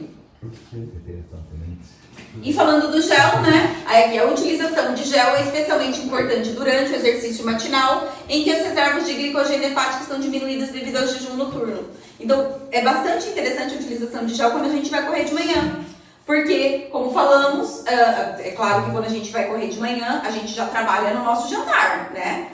A gente já vem, na verdade, trabalhando a refeição dias anteriores. Mas o nosso jantar vai ter que ser um jantar que tenha hidrato de carbono suficiente. Depois, no café da manhã, de 3 a 4 horas antes, né? Também vai ter que fornecer ali hidrato de carbono. No entanto, parece ser bastante interessante a utilização de gel quando a gente faz uma corrida de manhã, justamente porque a gente não teve a gente não fez muitas refeições antes a prova. E tem muita gente que não consegue fazer uma refeição, se a prova vai ser 8 da manhã, não consegue fazer 3, 4 horas antes, porque senão teria que passar a noite acordado, né? 3 da manhã, 4 da manhã tá lá mandando carboidrato para dentro. Então o gel é interessante nessas horas. Por quê? Porque ele mantém os níveis de glicose sanguínea, repõe o glicogênio, promove maior nível de desempenho e também facilita a possibilidade de aumentar a intensidade. Nós temos aquela ideia na cabeça de que o gel, a gente compra aquilo é para usar na prova e pronto, e afinal em treino. Pode também, com certeza. Não, mas do treino e como eu disse há bocado, se ingerirmos no treino, depois também já não temos então uma fadiga, não é? Não temos tanta fadiga, nem o nível de esforço que fazemos já não é igual, né? Nós só temos o hábito de o gel só se usa na prova, né? Vais fazer um treino às vezes um pouco mais longo do que a prova e se calhar devias utilizar o gel. Exatamente, principalmente no domingo, por exemplo, que são as nossas corridas de manhã. Quando eu faço um treino mais longo, uso gel. E principalmente quando a gente fala dos treinos matinais. Muita gente não consegue fazer uma refeição antes de treinar. No treino, se não quiser parar, para. É problema. Exato. Não, mas naquilo que disse há bocado, eu volto a dizer, disse para não fazer experiências. As experiências fazem-se sempre no meio da prova. Agora, professora. Por causa da desempenho.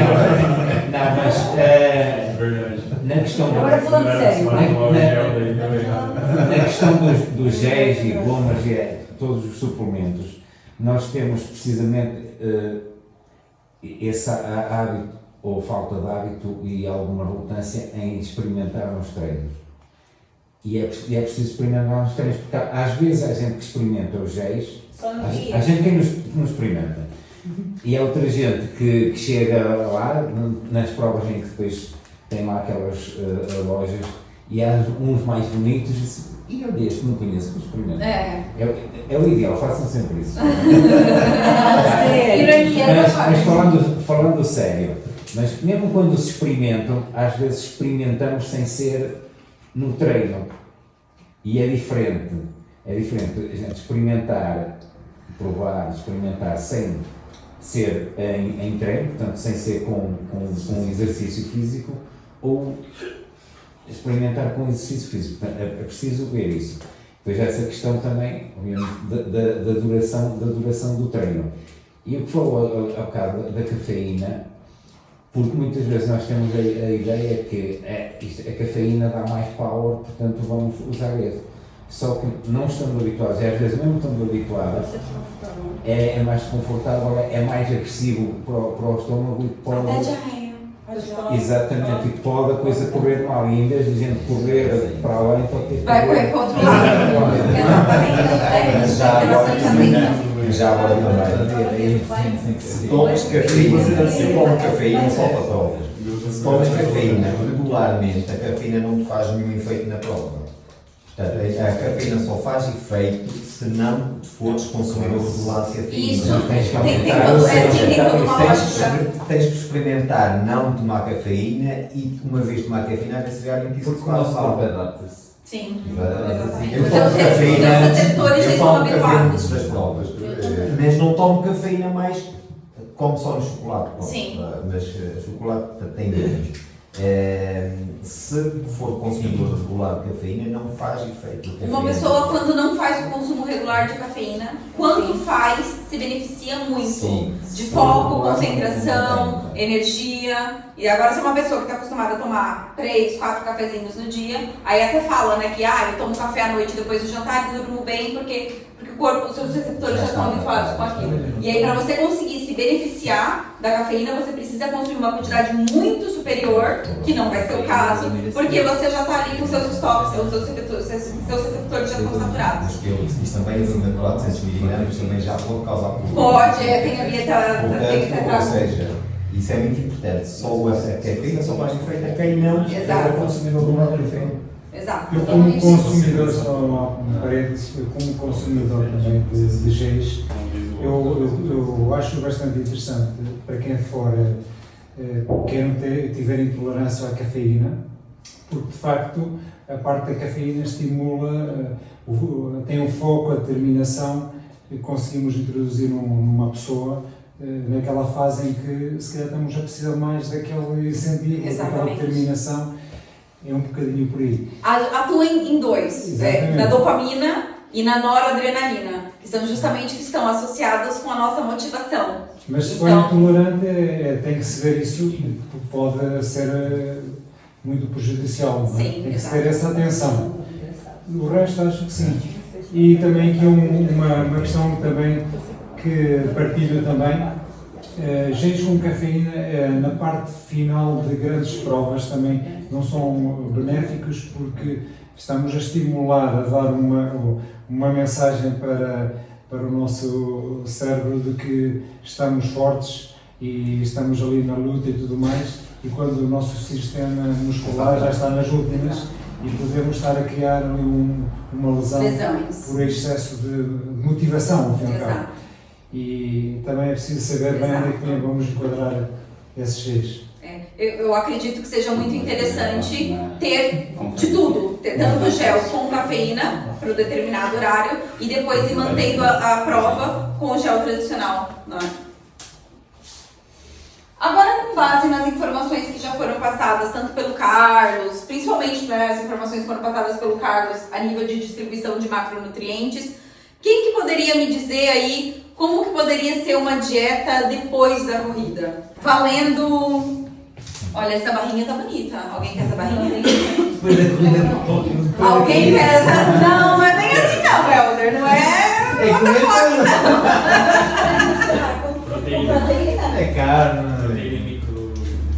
Proteína e não, que ela disse para bancar a outra. Então não é bem uma resposta. Não. Aqui seria uma resposta com base no que já foi dito até agora. O que poderia... Mas vamos levantar a mão para fazer bonitinho, porque é para além da barrinha. Mas só para quem não ganhou. Vamos dar oportunidade para quem não ganhou ainda, né? Vai, Helder. Vai, levanta a mão. Você tá merecendo essa aqui. Vai, responde. Eu disse, comer tudo. Comer de tudo? Não, também não. Vou dar um exemplo. A Fema esteve em Espanha, não foi? Na maratona? Sim, na de Madrid. E depois na de Madrid, os caminhamos depois da prova, era vinho, à era noite. Tudo. Donuts, Se eles comem. E vocês acham que o vinho e tudo isso atua nisso aqui? Eu acho que não. Como é que Eu acho que eles gostam de vinho, agora ajuda na recuperação. O vinho tem antioxidante, ok, mas também tem álcool. Dormir mais rápido. E não é isso, eles são. É muito tempo de restrições. É um prédio, inclusive, é mais na recuperação mental do que da sim, claro. Aquilo que nós fizemos ali, não é? Já que você não quer a barrinha, então. Não quero. Não quer? Pronto. Eu acho que ele tem que responder corretamente para quem olha. Não é nada. Está merecendo pela participação. Mexe as colas assim, Isso uma picanha com a cerveja gelada. Mas é uma essa questão do convívio, né? De desestressar, o geral. Que a cerveja ajuda na recuperação depois, então. A cerveja contra... Depois da prova ajuda na recuperação. Se você for pensar no carboidrato que tem na cerveja, isso pode ajudar, porque eu vou falar sobre isso, que o carboidrato é interessante. Mas o detalhe aqui é o álcool. Ter atenção às quantidades. Não, mas olha, antes de começar, nem tem isso aqui, nem nada, isso é de conhecimento meu mesmo. De uma situação que é muito comum, eu vejo aqui também, o pessoal vai, corre, depois chega e já pega uma minizinha pra tomar, né? É comum, às vezes na praia, vai dar uma corrida na praia, chega, já pega logo uma cerveja, pede uma caipirinha ou assim. Só que depois do exercício físico, é onde o nosso corpo, nossos receptores estão mais abertos. Então, a gente chama de hora-chave, uma hora estratégica, janela de oportunidade, que é onde tudo aquilo que você jogar para dentro vai ser absorvido. E vai ser absorvido de uma forma muito mais rápida. Então a gente tem que ter muito cuidado com aquilo que a gente consome logo após o exercício. Porque o álcool, quando a gente consome o álcool, você consumiu o álcool. Percebam, gente, se vocês forem tomar um vinho logo depois de correr, aquele vinho vai ter um efeito muito mais rápido no teu corpo. Você vai ficar assim, sonso, assim, muito mais rápido do que se fosse em outra hora do dia. Porque você absorve muito mais rápido aquilo. Então se você quer danificar teu corpo, o que você colocar ali de toxinas, como por exemplo o etanol, o álcool, né? Você vai estar expondo o teu corpo muito mais do que se você tivesse primeiro feito uma refeição e depois colocado essa bebida alcoólica. Então tem que ter um pouco de atenção nisso, porque os nossos receptores estão mesmo pedindo por esses nutrientes e aí chega lá o quê? Álcool.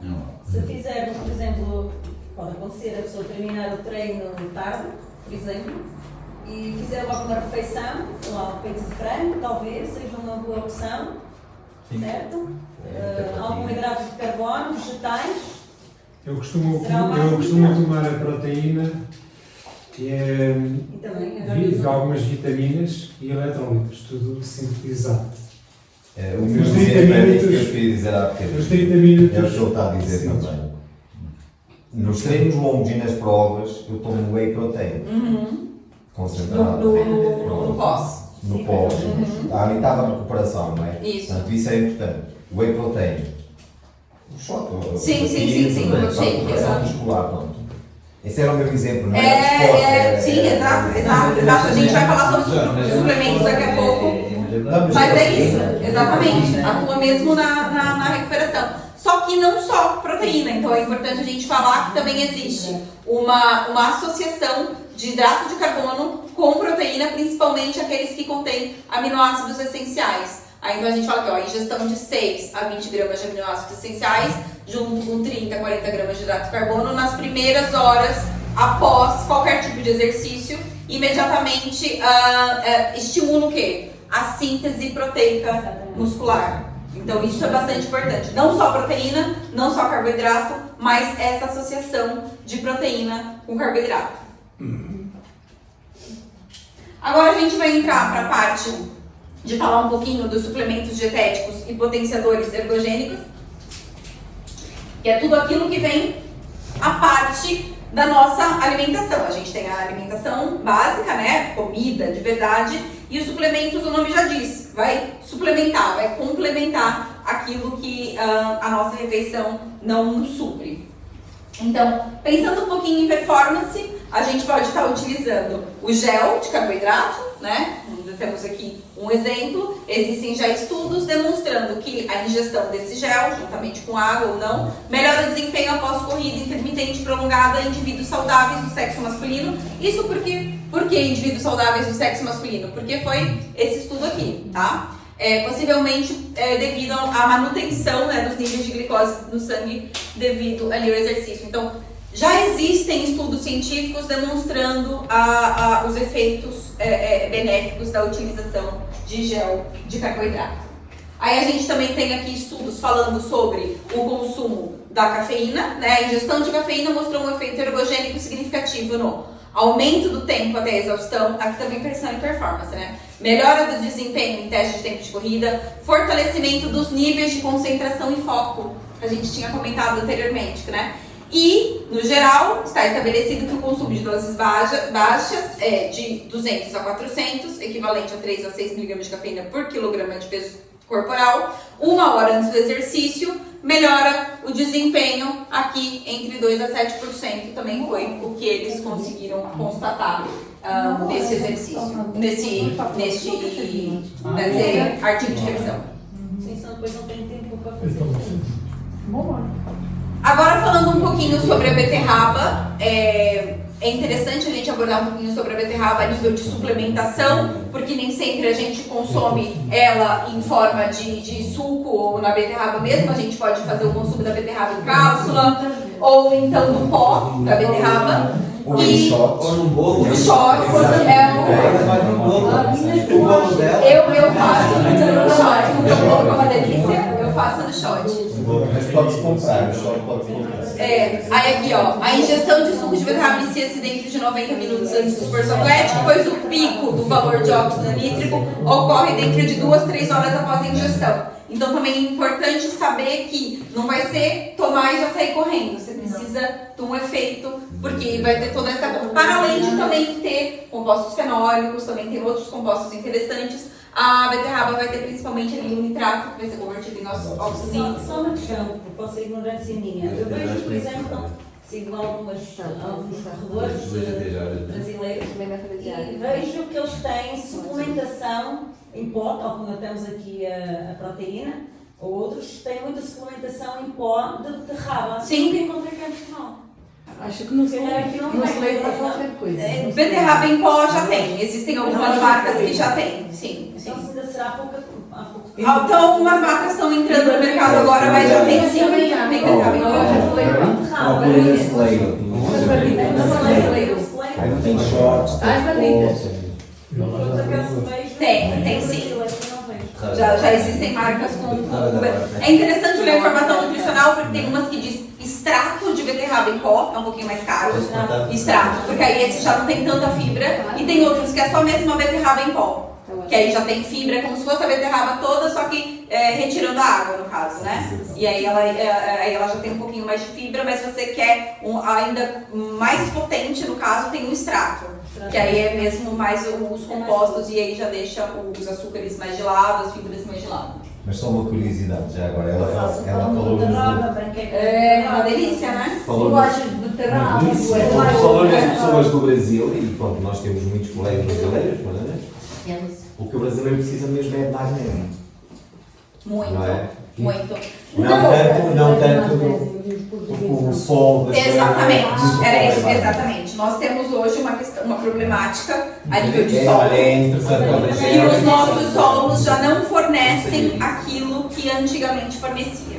E aí então vem aquela coisa tipo assim, Ítala, não preciso suplementar, porque minha avó e meu avô não suplementavam e viveram até não sei quantos anos. Aí eu viro pra pessoa e falo, a tua avó e o teu avô não comiam o que você come hoje. O brócolis da tua avó e teu avô não é o mesmo brócolis que você come hoje. Então isso é importante a gente saber. O nosso solo, não só brasileiro, mas a gente tem lá uma complicação um pouco maior, mas isso é importante saber que o que a gente consome hoje em dia não é mais da mesma forma como era antes. Então as nossas frutas, as nossas verduras, eles já não fornecem para nós os micronutrientes que antigamente forneciam. Então a gente precisa ter essa atenção. Quando me perguntam quais suplementos são mandatórios para mim, que eu falo que todo mundo precisa tomar de forma geral, ômega 3 e magnésio. Depois eu trago ali a creatina também, mas ômega 3 e magnésio todo mundo precisa. Todo mundo vai ter essa deficiência de ômega 3 e magnésio, porque a gente não consegue na alimentação suprir as nossas necessidades.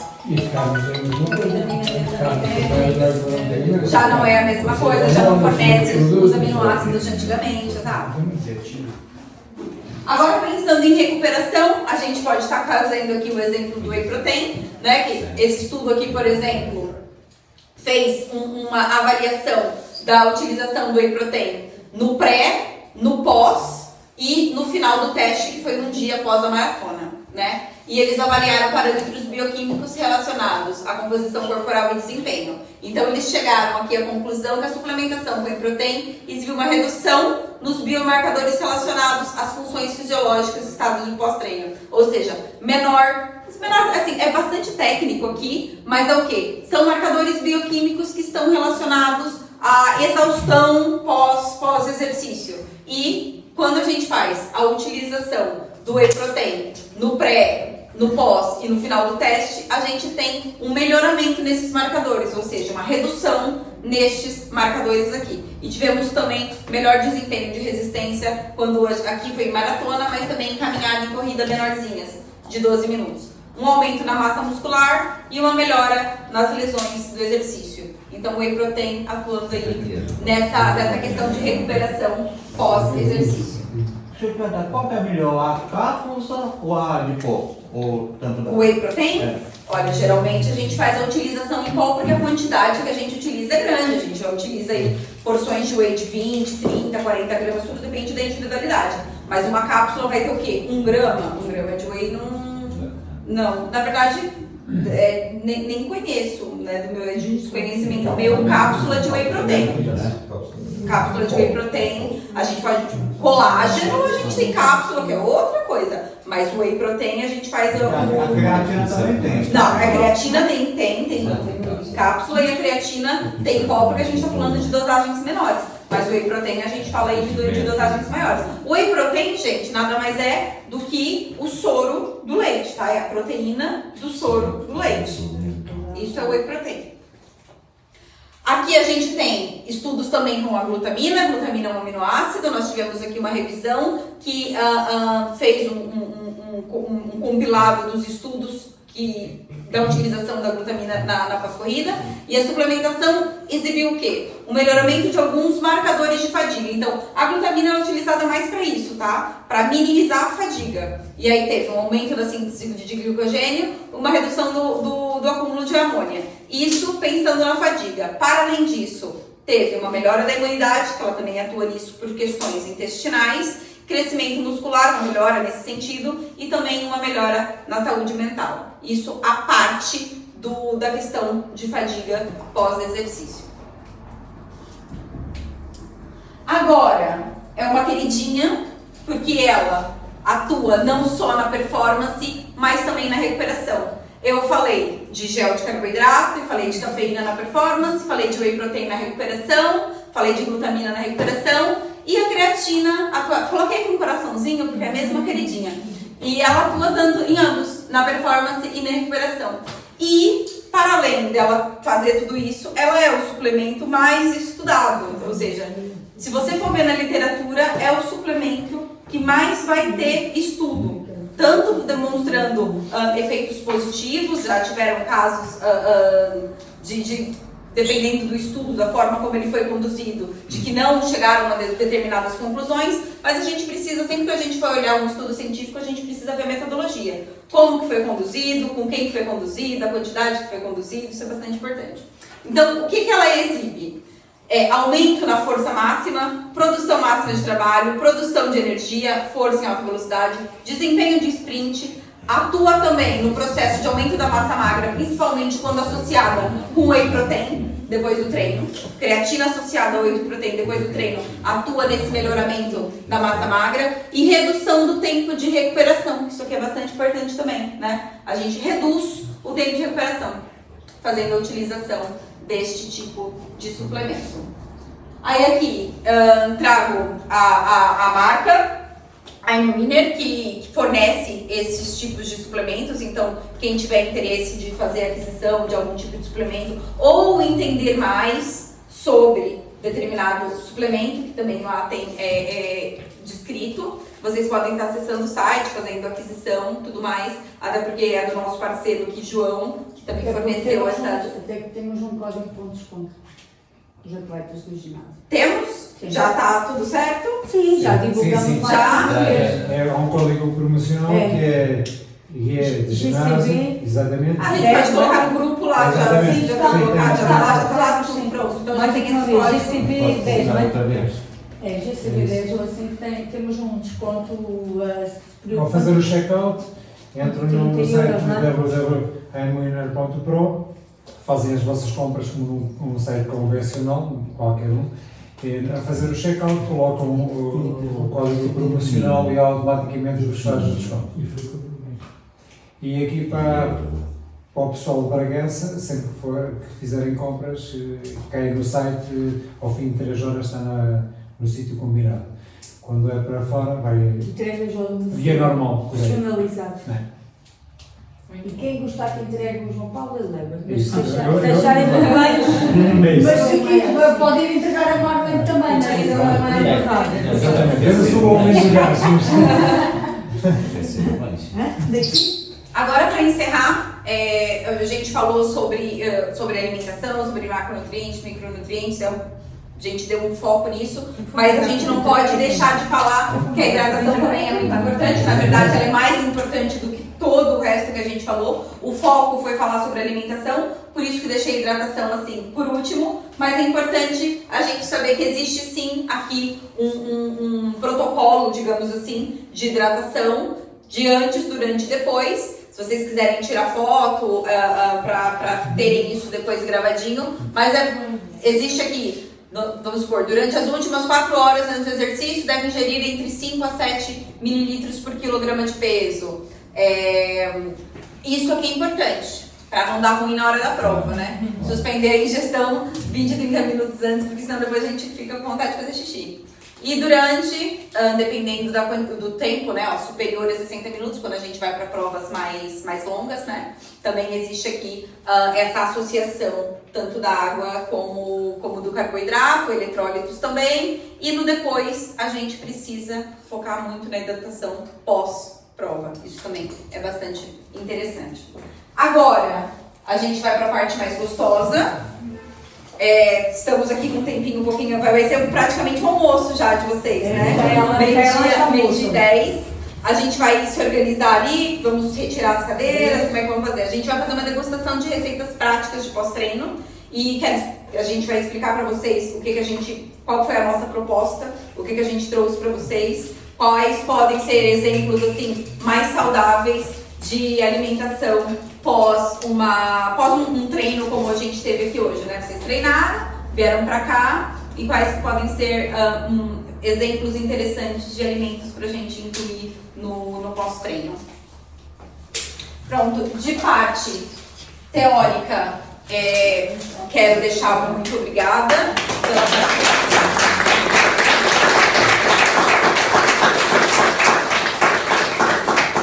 Vocês podem, eu coloquei aqui as redes sociais, o Instagram aqui de todos os parceiros, do Ginásio Clube, da Emil Wiener, meu, do Carlos, quem quiser adicionar a gente.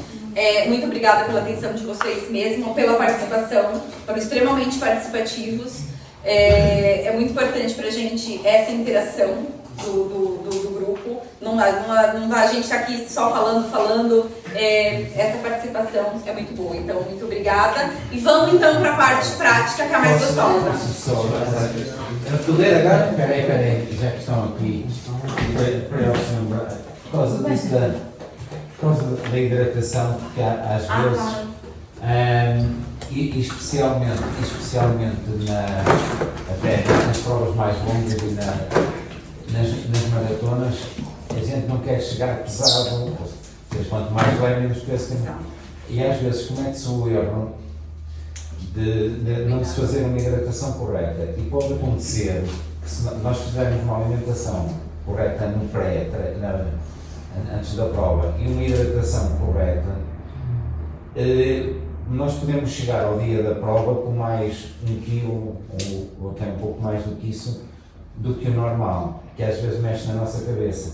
Mas se isso for feito corretamente e se esse aumento do peso for devido à hidratação correta, é uma vantagem, porque esse peso depois vai ficar pelo caminho, quando a gente começa a perder, vai desidratando.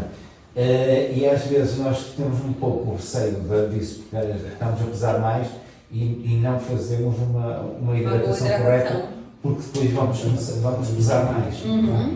E é importante ter isso em conta. Ok, podemos partir um bocadinho mais pesados, mas temos essa agora nessa casa de dizer que ele disse também muito bem, é a urina. Se for branca, está bem. E pronto, e ter exatamente se for branca, está bem. Quer dizer, o exemplo, muitas vezes este pessoal, os pesos. Sim, você fica levinho para correr. Mas tu fez a prova, não é que vais fazer a prova da maratona? Eu acho que se falássemos das experiências, sim, já vamos buscar. É isso que nos falta. Depois tirar uma foto das instituições. A gente ainda tem.